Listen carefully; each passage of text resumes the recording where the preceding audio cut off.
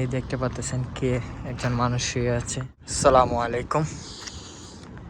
এই যে নিরিবিলি আমাদের এই জায়গা দেখতে পাচ্ছেন। আমার বাসা হয়েছে সামনের দিকে। রাত বাজে 2টা। ডিউটি শেষ করে যাওয়ার পথে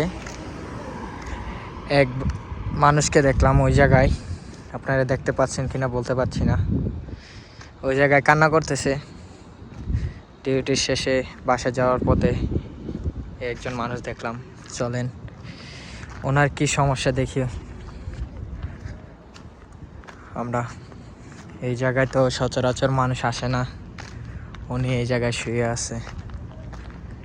ওনার বিস্তারিত জানি কি সমস্যা ওনার, এই জায়গায় উনি কেন।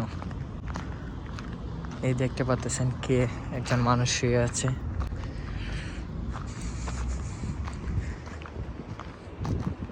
আসসালামু আলাইকুম। ওয়ালাইকুম আসসালাম। বাংলাদেশি? জি ভাই, ভালো আছেন? আলহামদুলিল্লাহ। আপনার একটা ভিডিও নিতে পারি? কি আর ভিডিও নেবেন ভাই? এত রাতে ভাই এই জায়গায় নিরিবিলি কেউ থাকে না, এই জায়গায় একটা খালি নিরিবিলি একটা পরিবেশে আপনি একা এই জায়গায় ঘুমায় আছেন, কারণ?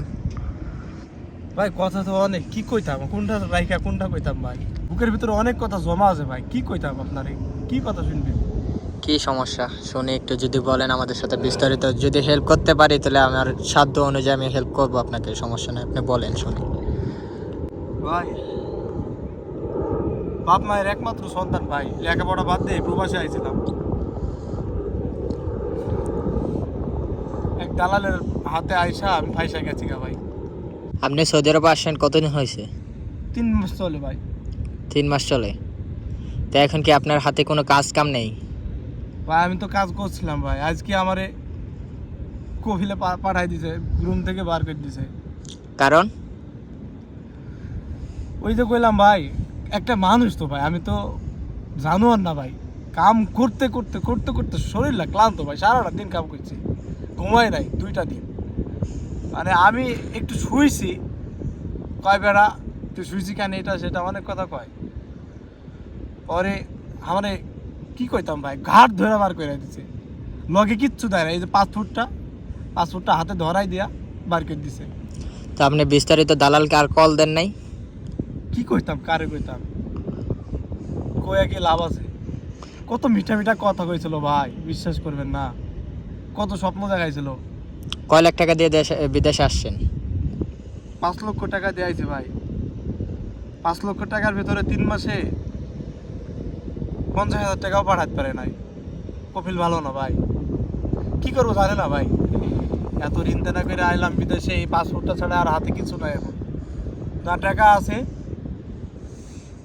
জামা কাপড় গলাও রাইখা দিছে। আমি বুঝি না ভাই, কি করবো ভাই, কপালটা এত খারাপ হইলো আমার, কারে কইব ভাই, জানে না কপালে কি আছে ভাই।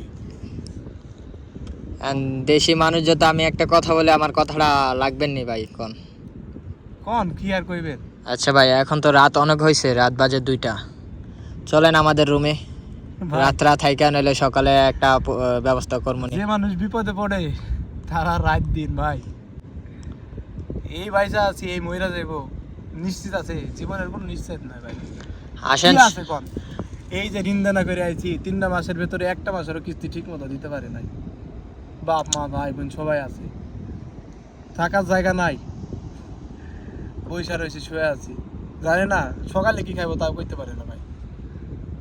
আর আপনি নিজা হয়তো বা একটা দিন রাখবেন আপনার কাছে, পরে মানুষ কেউ কারো না ভাই। বহু লোককে ফোন দিচ্ছি আমি ভালো একটা কামের জন্য, কেউ সাহায্য সহযোগিতা করেনি। দালাল তো আমার কথাই শোনে না, উল্টা আমারে গালাগালি করে ভাই। মাঝে মাঝে মন চায় ভাই, যদি পরিবারের দায়বদ্ধ না থাকতো রে ভাই, বিশ্বাস করেন কবে আত্মহত্যা করে মহিলা দিতাম। ভালো লাগে না, এই জীবনটা রাখতে মন চায় না ভাই। ভাই কি করবেন, এটা তো আর বাংলাদেশ না যে তো চাইলেই চলে যেতে পারবেন, এটা ভাই প্রবাস। ভাই আসেন, সমস্যা নাই, আমাদের রুমে এক রাত থাকবেন। আসেন, সকালে যা একটা ব্যবস্থা করবো, আসেন। ভাই একটা রাত আর যাই কি করবো ভাই, তারপর কই যাবো আমি আসলে বুঝছি না ভাই, কি করবো। আসেন আসেন আসেন চলেন ভাই, চলেন, যা হলো আসেন আসেন। ভাই, জানে না কি হইব না হইব ভাই।